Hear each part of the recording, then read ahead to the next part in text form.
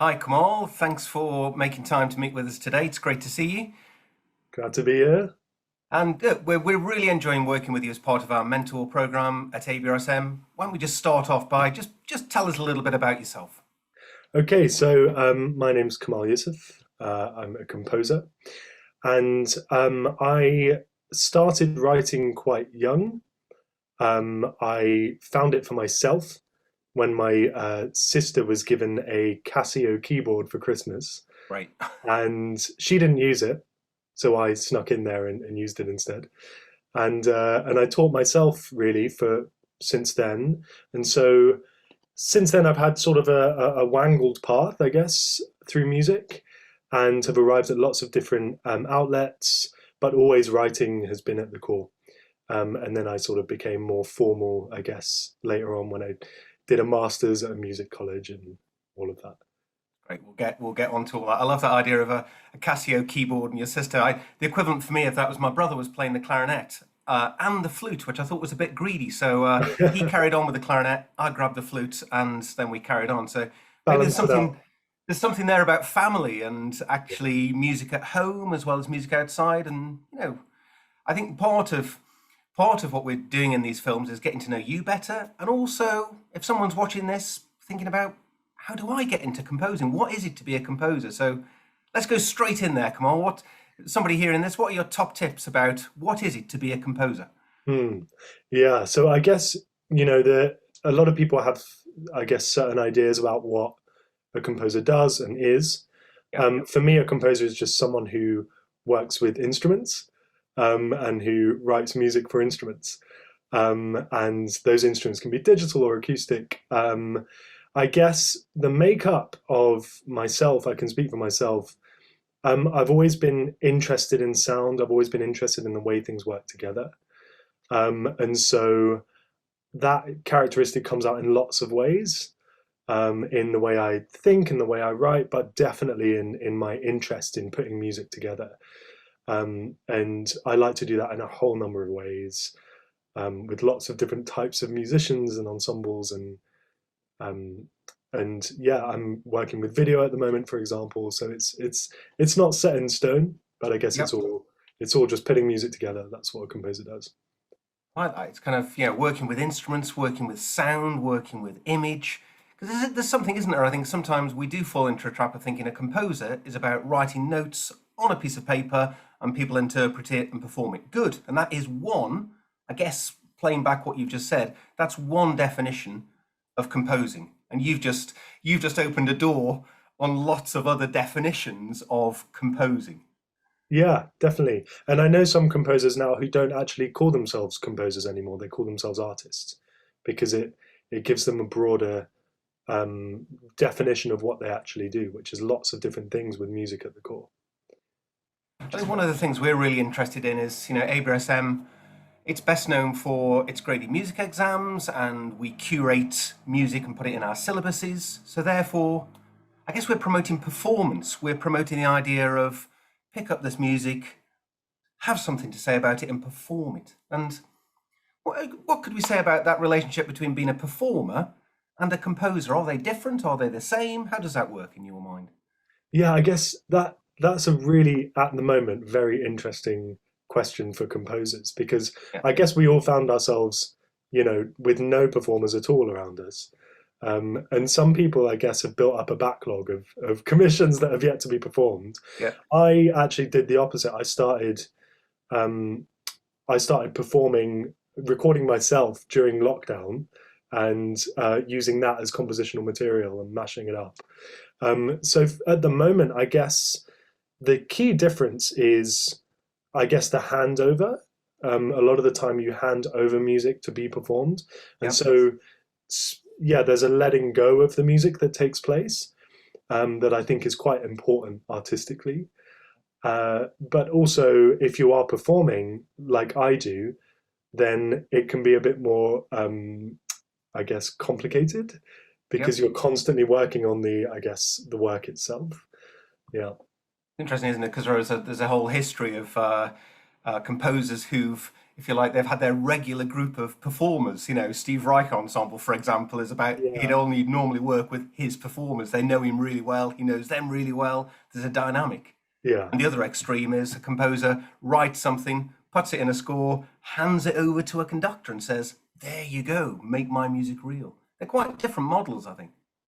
Yeah, definitely. And it's a totally different spiritual process in a way, Yeah. because when you do just hand over, what you're doing is you're letting go of something that's been with you very closely for a long time, and it is inherently personal because there's been no one else there. And when you hand it over, it's no longer yours. So it's an interesting psychological dynamic.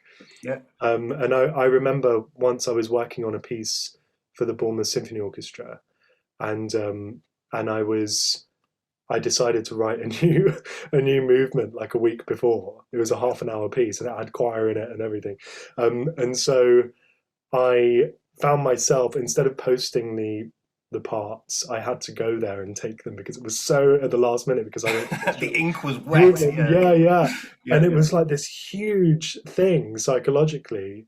And then I just dumped these parts in the rehearsal. And they were like, "Thank you very much," played it through. And then I knew then that it wasn't mine, it was going to have public performance. And yeah, it was very interesting. I bet the librarian loved you. They'd be like, Yeah.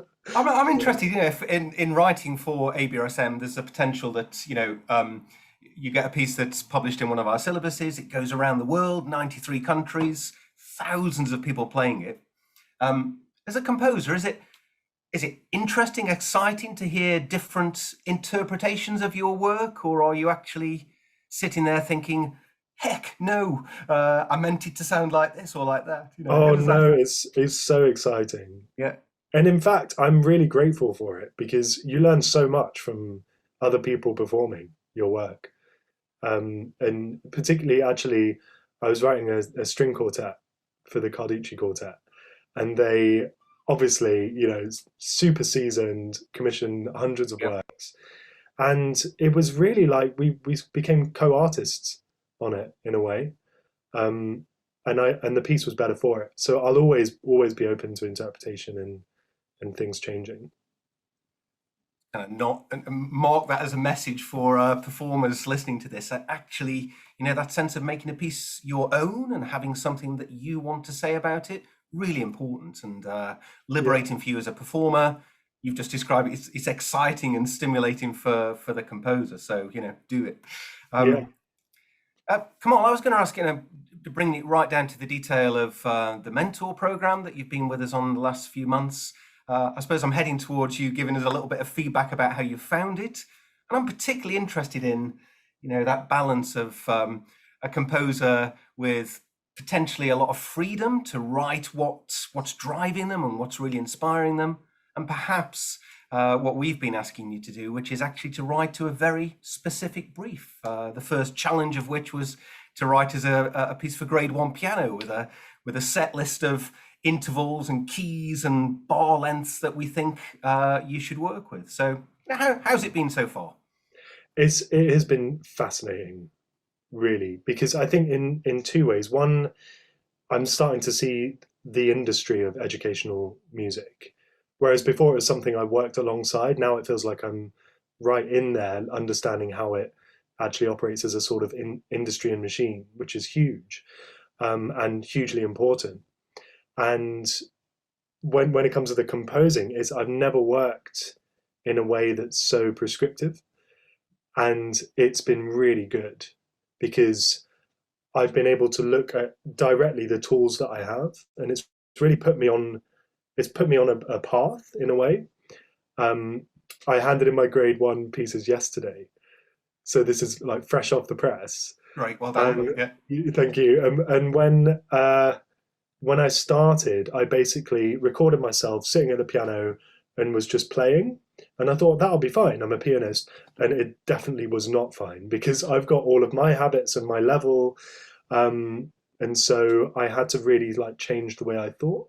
I had to think younger. I had to think um, different aesthetically too. So it's been really good, and I'm really pleased with the pieces. I don't know which one will which one is better. But I guess I'll hear. Yeah, feedback process will kick in now. It's great. It's Yeah. really interesting to hear you say that, and almost that there's a, your path so far of developing the craft as a composer. This is something new. This is a new experience or a new challenge that you've worked with professional ensembles. You've done a master's course as a composer, and then suddenly we're saying here's something new. Mm. I suppose one of the things that the mentor program was, where it came from, and our work with the Ivers Academy was saying that actually perhaps we should do more with more composers to introduce this world of writing for music education. Is there a gap? Should more organisations and more ensembles be thinking in this way? Yeah. Well, I think from what I can see, I teach at a junior music college, and I also teach in a school. So I can see there's a gap in terms of what's happening now, musically, artistically, socially, Yeah. and what appears in the syllabuses.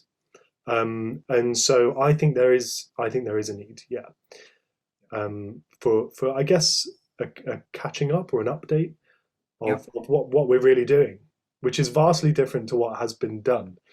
Yeah. Yeah. I suppose maybe part of that catch up is around. I mean, there's a couple of obvious things. One is, I as a musician myself and a performer, composer, the availability of music now and the access to different influences globally, if you like, is almost immediate, isn't it? At a click, you can learn from and be inspired from music around the world. Everyone, Yeah. mostly, hopefully, has got access to that. And that has an influence, doesn't it, on the kind of the style and the culture and the motivation behind music. And Yes. also, not just because of all things pandemic, it's been gradually evolving the world of digital and acoustic living ever more closely together is part and parcel of what a lot of young people and learners are very comfortable with. And how does that get reflected? How does that global influence and that world of digital find its way into a grade 4 violin piece? What's that interface? There's so much we can talk about. I guess I don't know. I feel for myself that music is becoming a type of utility now. In the same way that we have water and electricity, like music can be constantly streamed throughout your life, Yeah, and I guess that has an impact on performers and composers and musicians in general because our work speed and our work outlet has changed or is changing. But I think for learners, it's having a big impact in, I guess, the subconscious of what we consume. yeah, Because I think everything makes an impact, and I'm quite interested in the subconscious and how we flip that round into music. yeah, And so, if everything's going in all the time, it means that our associations are broadening. yeah. So I think that I don't know what the actual psychological impact of all of this music constantly being streamed throughout our lives is, but I think for performers it means we need to be more open to what's being created. Interesting, isn't it? And I think that sense of it being all around us, I quite like that.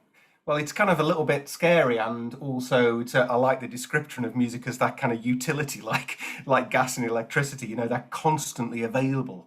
But it Mm. also maybe makes me think that we have to be ever clear on what we want from music as individuals, and be ever more discerning, and actually that sense of uh, filtering about what we like and why, and that sense of our own curiosity to learn, rather than just taking what we're given. Actually go and find things that really drive you and really inspire you as a performer, as a composer, as a creator. Feels like ever more important. Otherwise, it becomes a bit of just a washover. Yeah, totally, absolutely. And I think that maybe the younger generations are practicing that, I guess, being more on the millennial side. Yeah, We, I guess, we walked into a candy store of digital utility, whereas people who have grown up with it are beginning to, it seems, beginning to curate their lives and curate what they like as a type of skill. yeah, And perhaps the musician's response to that is more craft based. Maybe, I don't know. But I guess for me, as an artist, knowing what I like, knowing what makes me tick musically and aesthetically, just creates a bigger expanse of creative opportunity. And that's, I guess, something I always try to like hand over to anyone I'm teaching. Yep. Good. Well, just as a fun question here on the mentor program, we've started you off with the grade 1 piano. Next, we've got challenges around writing for strings and writing for brass and wind. But actually, if you had free choice and we said to you, Kemal, what would you really like to write for? What instrument, what level, what would you really like us to get on the phone and say, write this? What would be on your hit list of things? Oh, that is a fun question. It's also difficult. Yeah, that's okay. Yeah, we joked about the how we're all going to end up writing for tuba because yeah, I remember that. Yeah. yeah. So actually, that would be really cool to do that because I've only written for tuba in an orchestral setting. Yep. So that would be really fun to do. Yeah. That was good. Just for anyone listening, that was actually, we had a conversation with all our mentee colleagues around, and actually we realised we either all played the tuba, had played the tuba, knew somebody who did play the tuba. So we had a fun conversation very much around, how you write maybe that avoids the cliche of what everyone thinks the tuba should sound like. How you might capitalise on people playing tuba around the world, which they will within the ABRSM network. What would the music sound like? And yeah, exactly. I still feel that that's a good. We should consider that as a commission. That still makes me smile and think, come on, that'd be something good. It seems like I'm the only one who hasn't played the tuba. Yeah, that's right. Am I really the guy for this? I don't know. Yeah. Kemal, it's really great to go on that journey with you. Just tell us a little bit about what you've got on your stocks at the moment as a composer. What's in your things you're working on now, or commissions that you've got coming up over the next few months or year? What are you working on? Okay, so I am doing something quite unusual and something I'm really excited about. I'm working with video. So I mentioned before that in lockdown I started performing, recording myself and cutting it up. And I started doing these throughout lockdown, and then I got some Arts Council funding to expand that practice. And it's strange. It's a strange sort of way of working. I don't know anyone else who's done it, but I'm really excited by it because I think it has a lot of scope. So the first thing I'm doing is a piece for solo violin and then string quartet, all videoed and cut up, and then a solo singer and then a choir. So I've got lots to work on. Fascinating. It's great. I'm really interested in that kind of. Often talk about what's common as opposed to what's different across different art forms, and maybe we'll learn more when we see and hear what you come up with. But those parallels between visual and oral and movements, and as artists, not just as musicians, what we are as creators. Maybe we started off talking about what it is to be a composer. Maybe a better way of thinking about it is what is it to be a creator, a maker. Yeah, absolutely. And I think one of the reasons, that I've gotten into this practice is I think for the first time in history we can arrive at a type of total artwork, because music has developed in such an advanced way for such a long time because of notation and because of all the other traditions that are associated with development, but video and visual art has only really sped up in the last 30 years. So now we have, basically they're on an equal footing, and you hear in the old days Wagner talking about Gesamtkunstwerk, the total artwork. I don't quite think they got there because music was that much more advanced than, say, staging. But now everything seems to be on an equal playing field. So I think it's super exciting. Great, really agree with that. And Kemal, look, somebody who's watching and listening to this, who's excited and inspired by the conversation, but hasn't yet made anything or created something. How do they get started? What's a bit of advice? They love music, they love visuals, how do you get started? Well, first of all, just do it. Don't be Good. scared. Nothing matters as much as you think. It's fun first of all, so just get on with it. And then the second thing is, if you have musicians to work with, that's always good, because feedback is essential. And yeah, I think just write. Enjoy it. I think people get very serious about this stuff, and it should be fun. A great message to end this conversation on, Kamal. Really appreciate that and agree with it. Get on with it, enjoy it, share it, and learn as you go along. Kamal, thanks for your time. Really interesting conversation, and look forward very much to continuing our work together on the program. Oh, thank you. No, I really enjoyed talking with you, and looking forward to the rest. Thank you. Thanks.